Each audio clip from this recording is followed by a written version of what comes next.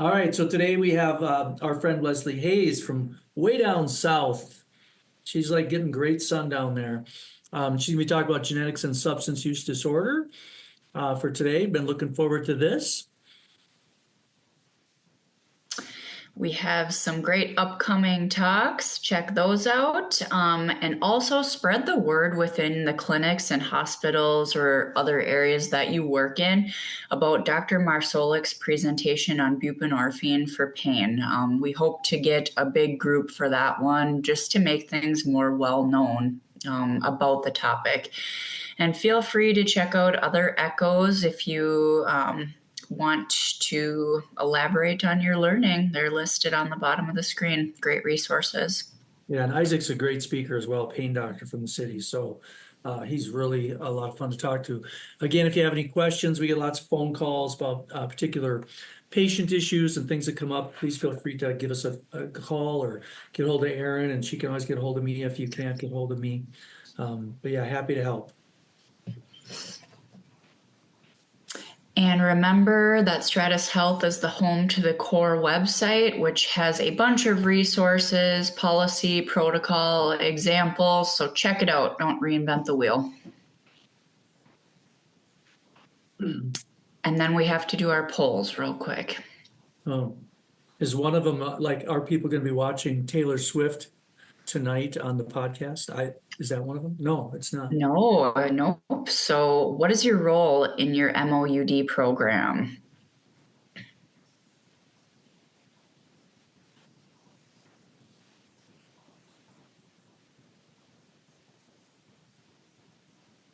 That was for our nurse practitioner, Erica. You know, it's a big thing tonight with Taylor.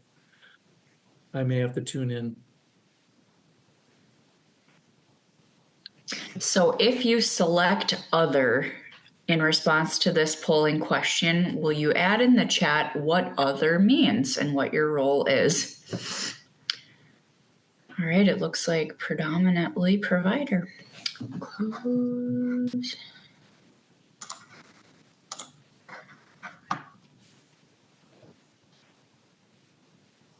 Right. Thanks for commenting, Jessica.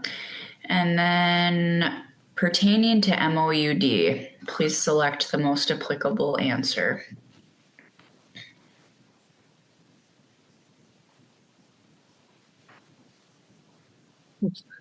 Amy Glass got her license today. Woo woo! That's awesome. Her first prescription will go out later this afternoon. Good for you, Amy. Now I can apply for my DEA number. More hurry up and wait. Is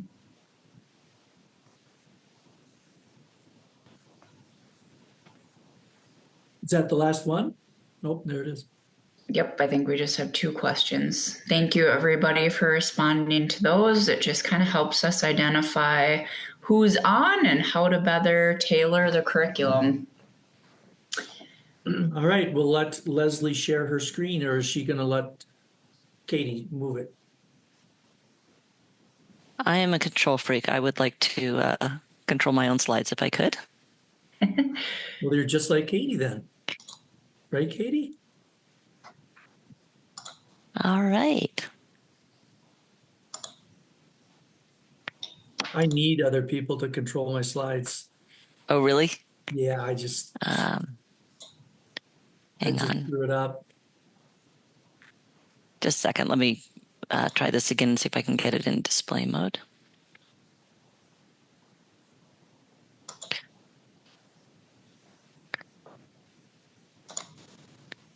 All right. And PowerPoint, now that I've decided to become a control freak, PowerPoint is refusing to cooperate here. Let me try this one more time. See, this is why I don't do it, because I'd screw it up. Okay.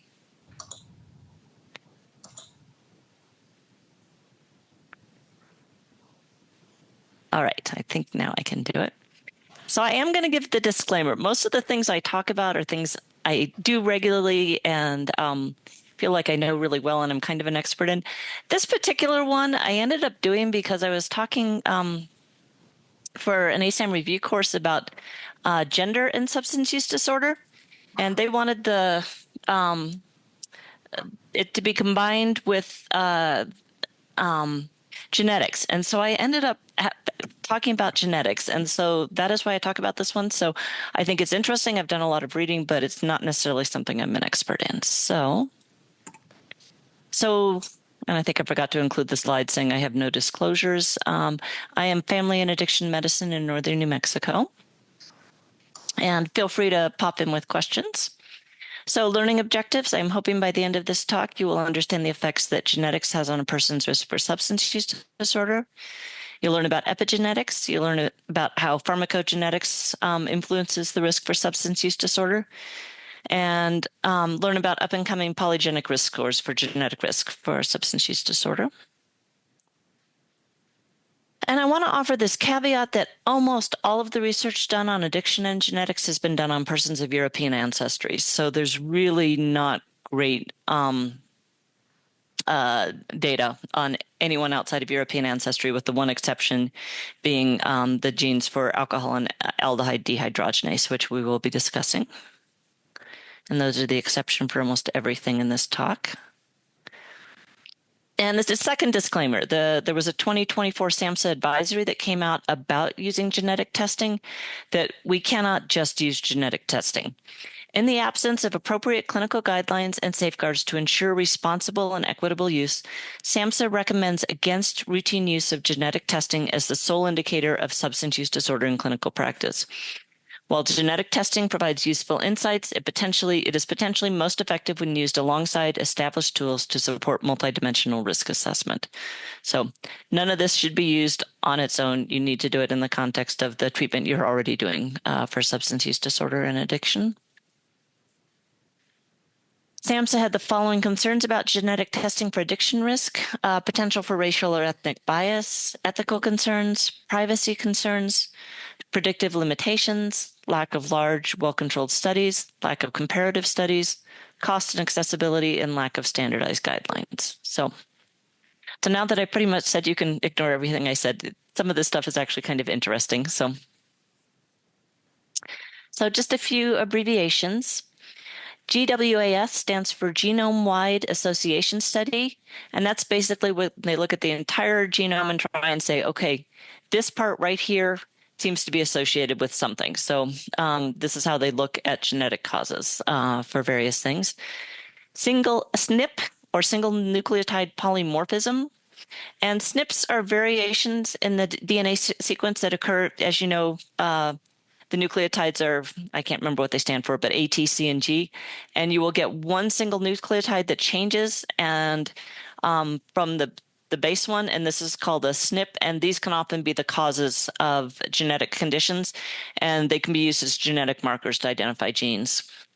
And then PGR or PGS is a polygenic risk score, and this is when they look at multiple genes to give a score for determining your likelihood to develop a condition. And SUDG is your genetic liability to get a substance use disorder. So there are three different ways that genetics influence your risk of a substance use disorder. The first is a direct effect of genes on your susceptibility to substance use disorder. The second is pharmacogenetics can affect how a drug will actually affect you, and that can affect your risk of a substance use disorder. And epigenetics is a field where genes are expressed differently because of proteins that attach, and these proteins can come on for a wide variety of reasons. And for genetics of substance use disorder, we talk a lot about nature versus nurture. But with substance use disorder, it's really better phrased as nature and nurture. Your likelihood of developing a substance use disorder results dynamic interaction between genes and the environment. You can have the worst genetics in the whole world for cocaine addiction, but if you never are exposed to cocaine, you're not going to develop it. So the other thing is that substance use disorder is very likely polygenic, and it's not that we're going to find the gene that causes you to develop substance use disorder. It's that you're going to have a whole series of, anywhere from 20 to 100 genes. Who knows how many we'll find eventually, but each of them contribute a small effect to your risk of developing substance use disorder. And environment has a really strong effect on how likely you are to start using substances. Again, if there's no cocaine in your environment, you're not going to start using cocaine. If you grew up in a household where everybody drinks and all of the extended family and all of your friends in school drink, you're going to be much more likely to start. However, genetic factors are going to determine whether you're likely to progress and develop substance use disorder. And heritability refers to how likely something is to be caused genetically. So speaking Spanish is a 0 for heritability. That's entirely dependent on the environment you grew up in. Your blood type is going to have a heritability of 1. Environment does not affect your blood type at all. So the heritability for substance use disorders range from a low for 0.39 for hallucinogens up to 0.72 for cocaine. So the usual way that for many decades that we've looked to try and find out if something is genetic or not is to look at twin studies. And they look at identical twins or monozygotic twins, and they compare them to fraternal twins or dizygotic twins. And there have been 2 major studies that have looked at substance use disorder in twins. And what they found, both the Swedish and the Vietnam twin studies showed really much higher concordance rate for substance use disorder in monozygotic than in dizygotic twins, which really implies there is a strong genetic component. And there's some genes that specifically do affect your underlying genetic susceptibility. The A118G polymorphism of the OPRM1 gene is associated with social rejection and social hedonism. OPRM1 is the gene OPRM1 codes for the opioid receptor in the body, and this particular polymorphism increases your likelihood if you have an opioid receptor coded for by this A118G, you're more likely to have social rejection and social hedonism, and in turn, you're more likely to develop a substance use disorder. Dopamine D4 gene is associated with novelty seeking and risk taking. So these are genes that affect the receptors, and that can definitely affect your likelihood of developing substance use disorder. And genes for a lot of different traits can increase your likelihood of developing substance use disorder. So externalizing disorders, people who tend to blame everything on the external world and project out, tend to be more likely to develop substance use disorder. Major depression, not surprisingly. Genes that cause problems with executive functioning, these people are more likely to develop substance use disorder. People who have high risk-taking behavior, that is genetically coded for, and that is likely associated with substance use disorder. And people who have low self-regulation, genetically coded for, likely to develop substance use disorder.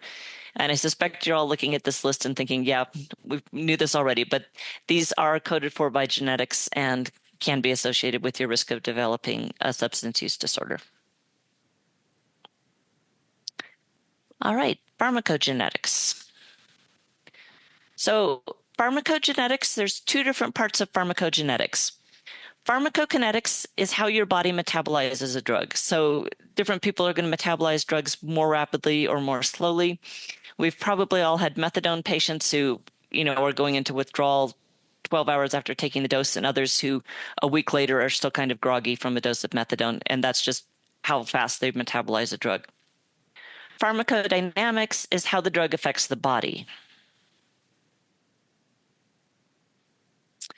So probably everybody saw this in med school and haven't thought about it since. This molecule over here on the left is alcohol. And alcohol dehydrogenases, metabolizes it into acetaldehyde, and then acetaldehyde dehydrogenase metabolizes it into acetate. So some people will have an alcohol dehydrogenase that metabolizes very rapidly, and you get very high levels of acetaldehyde. Other people will have an acetaldehyde dehydrogenase that metabolizes too slowly. This will also lead to high levels of acetaldehyde. And There's various alleles, the ADH1 B2 Hist47 ARG allele of alcohol dehydrogenase 1B and ALDH GLU487 lysallele of aldehyde dehydrogenase 2 cause flushing, nausea, and headache with alcohol because people accumulate these high levels of acetaldehyde. And again, the alcohol dehydrogenase has to go more rapidly to turn the alcohol into acetaldehyde, and the aldehyde dehydrogenase has to go more slowly. But these will protect against alcohol use disorder. And this particular one contradicts everything I said earlier. It is one gene that will absolutely determine your risk of developing a substance use disorder because people who are homozygous for either of these genes are nearly completely protected from alcoholism. And also, I said almost all the research has been done on people of European ancestry. This is the only exception. These particular genes are more common in people of South Asian descent and those of Jewish ancestry. Another one is opioids are mainly metabolized by the cytochrome P450, CYP450, or by UDP glucuronyl transferase UDT in the liver. And you guys have no idea how much I had to practice to be able to get all of these long words pronounced correctly. And I'm still probably missing a couple. So some opioids are prodrugs. Prodrugs are not active in the form that we take them in, and they need to be converted into an active metabolite to be active. So codeine, for instance, is not active at all on its own. It has to be converted to morphine. Oxycodone has to be converted to oxymorphone. Hydrocodone has to be converted to hydromorphone, and tramadol has to be converted to p-desmethyltramadol. So other opioids are already active and will be converted into inactive metabolites. Morphine and methadone both are active as the molecule that we take them as, and when the body acts on them, they will become inactive. So CYP 2D6 is characterized by extreme variability.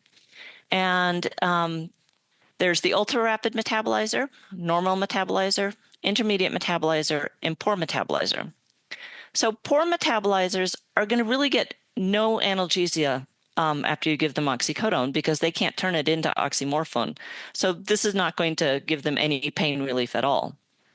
Ultra metabolizers can have severe or even lethal effects when they're treated with codeine or tramadol because they just metabolize it so rapidly that they get very, very high levels of the drug that's actually, the molecule that's actually going to go into the brain and cause effects. Now, children in general tend to be more rapid metabolizers than adults.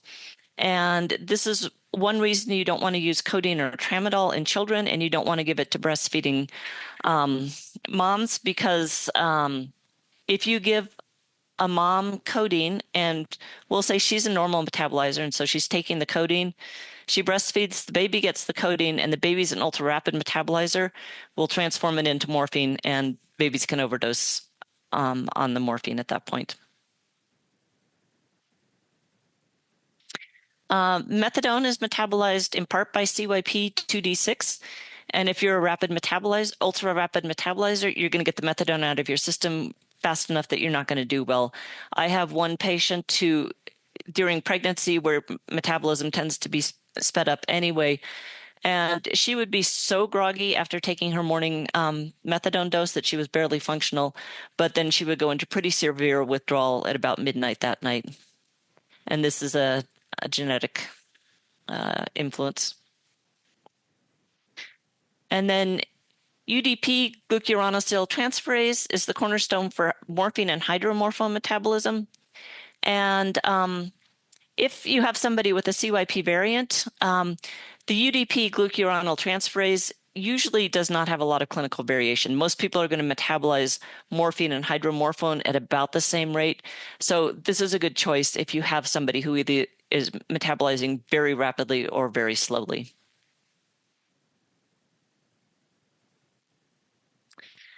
And then CHRNA5 is a gene for the acetylcholine receptor, the nicotinic receptor in the brain, and nicotine replacement therapy for smoking cessation can be modified by CHRNA5. And genes that code for the receptor for a lot of different substances can affect the likelihood of substance use disorder for that substance, not surprisingly. CHRNA and CHRNA-B are a family of genes that encode subunits of the nicotinic acetylcholine receptors. And specific gene cluster CHRNA3, CHRNA5, and CHRNB4 are closely affected with the quantity and frequency of cigarette use because of how the nicotine affects these receptors. And there's also pretty significant genetic correlation for a fair number of other diseases and your likelihood of developing a substance use disorder. So for instance, ADHD, not surprisingly, there's a fairly high genetic correlation with development of almost all substance use disorders. Bipolar disorder, correlation for almost everything except for cocaine. Cannabis use, interestingly, is not associated with the correlation for tobacco, but highly associated with everything else. And as you can see, a lot of these depressive symptoms, drinks per week, major depressive disorder, neuroeroticism, schizophrenia, all of these seem to be genetically associated with substance use disorders. So the mu1 opioid receptor, or OPRM1, the gene for this that codes for it, the G allele is associated with a lower pain threshold and higher. These people then tend to consume more opioids in the post-op period, more likely to develop an opioid use disorder because of this. And the catechol-O methyltransferase, or COMT gene, regulates how the mu-opioid receptor is expressed. And it may be involved with the response to morphine. So the OPRM1 codes for the actual receptor, and then COMT regulates how it is expressed on the cells. And the A118G SNP of the opioid mu receptor enhances the therapeutic response to naltrexone for alcohol dependence, which I think is kind of interesting, that depending on which one you have, naltrexone may be more or less successful. So I do think this may be something that eventually we're going to look at. Every year I look at this thinking, oh, this would be great. You know, we can use some of this clinically. And there's really very little on using any of these pharmacodynamic genetic tests for opioid or other substance use disorders. A118G, which is, like I said, the gene that codes for the response to naltrexone, much more common in people with heroin use disorder. And it also seems to affect how long babies need to stay and whether or not they need pharmacotherapy for neonatal opioid withdrawal. Certain variations of the A118G SNP and various SNPs in the COMT gene mean that babies will need longer treatment and higher doses of medications. And then nicotine metabolizing gene, or CYP2A6, moderates the effect of nicotine replacement.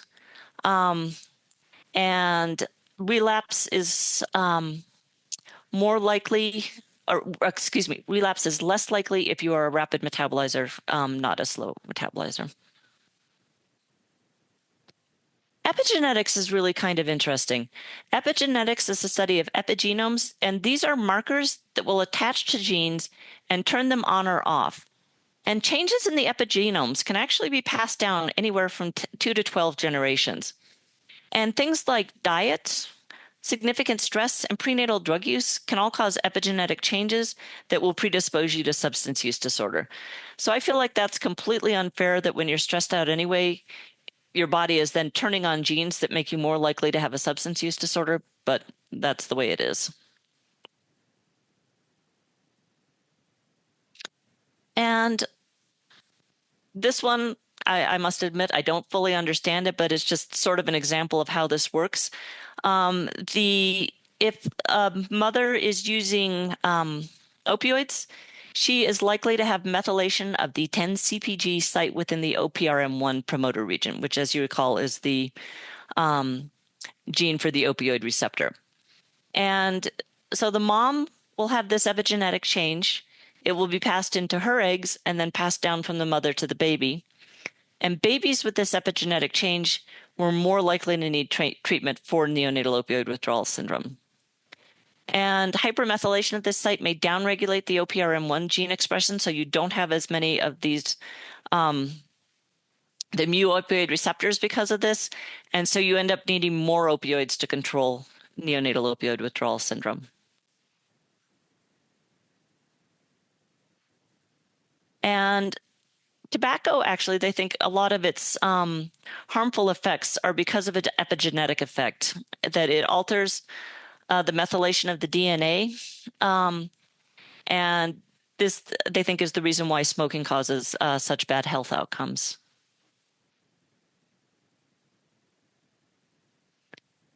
And alcohol withdrawal may also be caused by epigenetic changes. They think epigenetic dysregulation reprograms the medial prefrontal cortex, and this in turn leads to a more severe alcohol withdrawal. So polygenic risk scores,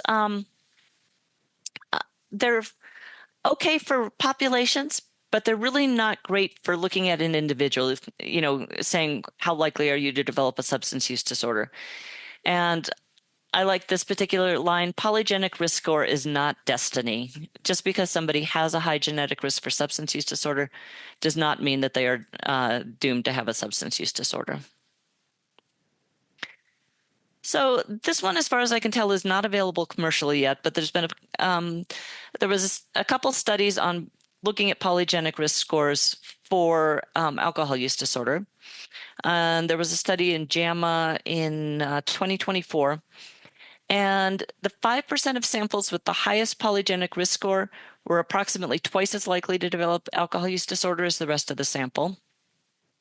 And the 5% with the lowest polygenic risk score were half as likely to develop alcohol use disorder as the rest of the sample. So it does give you some kind of idea whether or not, based on genetics, you're likely to have trouble with alcohol use disorder. Another study, they actually gave people these score results, said, hey, you're in the top 5%. And what they found that as people's score increased, they were much more distressed. That's not surprising. It's, you know, worrisome to learn that you have a predisposition to a disease. But they also found, in addition, these people were more likely to engage in follow-up behaviors, such as seeking additional information, talking to a healthcare provider, and reducing their drinking behaviors, which is really what we hope that these scores will be doing.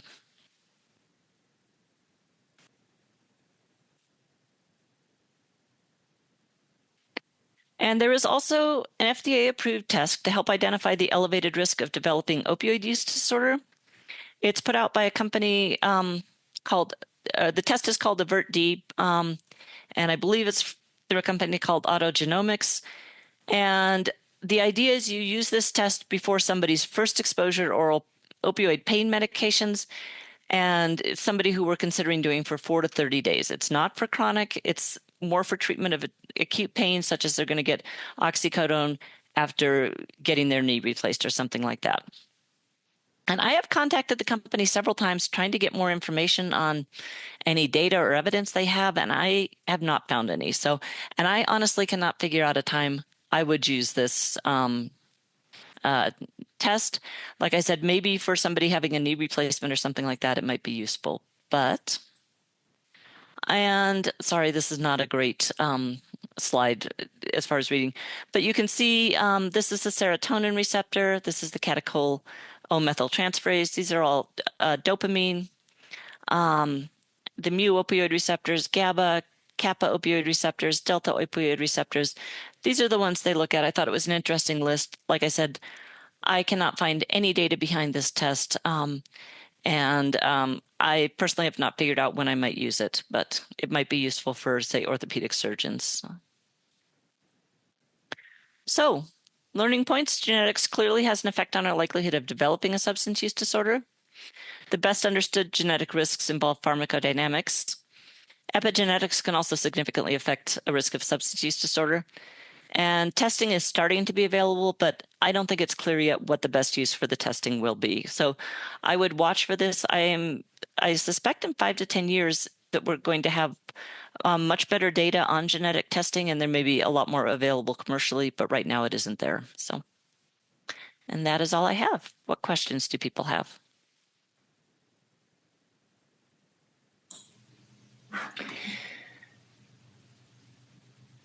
I have one. So, if you were to identify through testing that someone might have issues like post orthopedic surgery or the knee, like you used in an example, would that be a patient that you would prescribe a partial agonist opioid for pain management post op then rather than full agonist? Or, like, what are people's other interventions? And this is where I struggle with it because I feel like if they need opioids, they need opioids. And if they don't need opioids, we shouldn't be prescribing them just because their risk score is low. So I don't know. My husband had his knee replaced recently, and I was pleasantly surprised to see how much work they have done so that people are no longer prescribed opioids. He did not ever take opioids after his knee surgery. And he is not somebody with a super high pain tolerance, but they put in a pain pump that released, I believe, lidocaine into his knee for 5 days. And that gave him good enough pain relief that he did not need opioids. And so, like I said, I cannot figure out how I would use that test because I try very hard not to prescribe opioids anyway. I try to use, buprenorphine if I do use something. But if they need opioids, they need opioids. And even if their test is high, I would make sure they knew about it and, that they had caution, and I would be careful about, doing refills. But like I said, I have not come up with a good way to use the opioid test. So, maybe one of the things, Leslie, would be like, let's say they had a family history of opioid use disorder. Maybe then it would be useful, like see if they've got that, maybe predisposition. I don't know. yeah. But I struggle as well. I was like, wow, would I ever use that? I don't know. So the polygenic risk score for alcohol use disorder, that one I can definitely see using. I think that would be like a great thing to give everybody when they turn, 18 or something like that.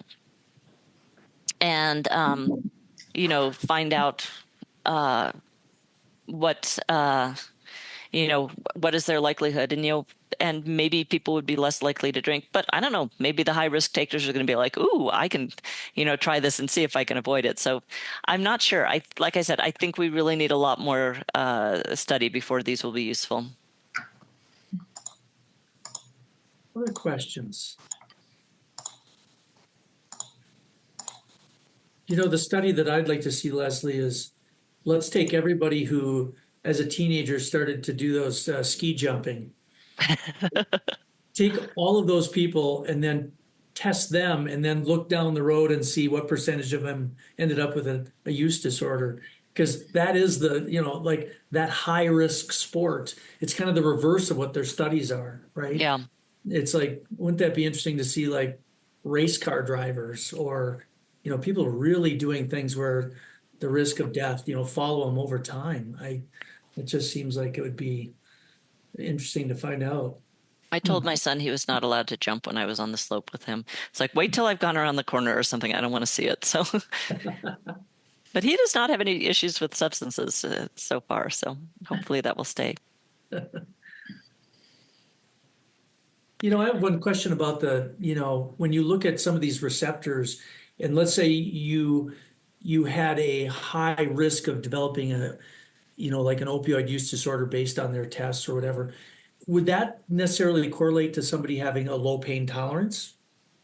Yeah, there is definitely some association between folks who have a low pain tolerance and need higher doses of opioids. And then the other thing is the folks who get it out of their system quickly, the rapid metabolizers, they also have a higher risk of opioid use disorder because it's that going into withdrawal, that really affects your risk of developing an opioid use disorder. Do you think that some of these people that are slow metabolizers, it's interesting because then I don't know if you've noticed this as well, and you were talking about the pregnant lady.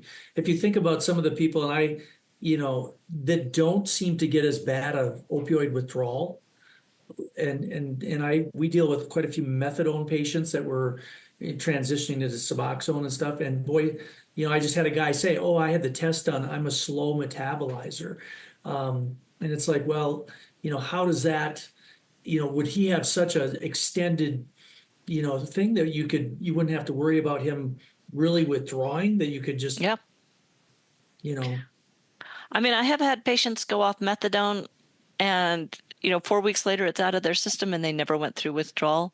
And then I have the other patients who they're 18 hours in and they're in terrible withdrawal despite being on fairly high doses. So you really, that's one where you can really see clinically the ultra rapid versus the slow metabolizers. So Interesting. yeah, and the I don't use codeine and tramadol in general, but part of the reason is, just the huge variation in metabolism I feel makes them kind of risky drugs. So, It's funny because if you think back 30 years, if you're that old, the dentists were big on, Tylenol with codeine back in the old days. Everybody got Tylenol with codeine. And in fact, it's like really, there's in the last 10 years, there's been a couple of deaths in Minnesota from kids taking, cough syrup with codeine as metabolizers. But it was a really super common drug 30 years ago. I mean, yeah, I don't know. I don't know if it was in your area, but yeah, for it sure. was in mine. Yeah. I mean, 30 years ago, I was in your area. So, Yeah, that's true.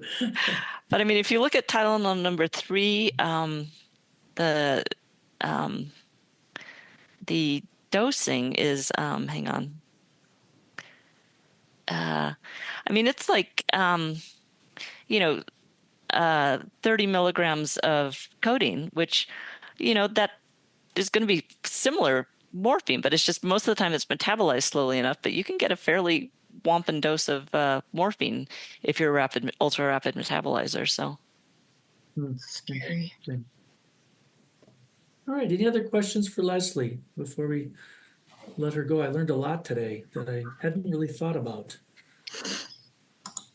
yeah, like I said, I have tried so hard to make this talk clinically useful, and I have not found anything other than, like I said, avoiding codeine and tramadol in everyone, but especially in kids and nursing mothers, and being able to talk to people about the metabolism of the medications, and then the acetaldehyde dehydrogenase, will occasionally pop up, but Yeah. but I find it's interesting, and I think I'm guessing in like 5 to 10 years, hopefully there will be more data on it and more clinical use for it. So.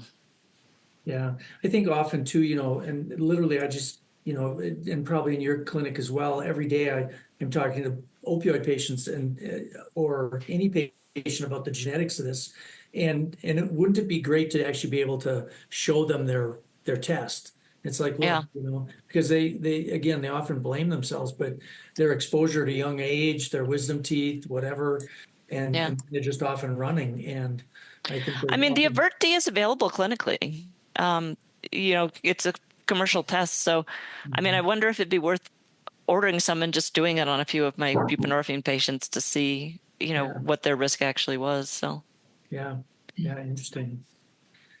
All right, one last chance for questions before we let Leslie get back to her day.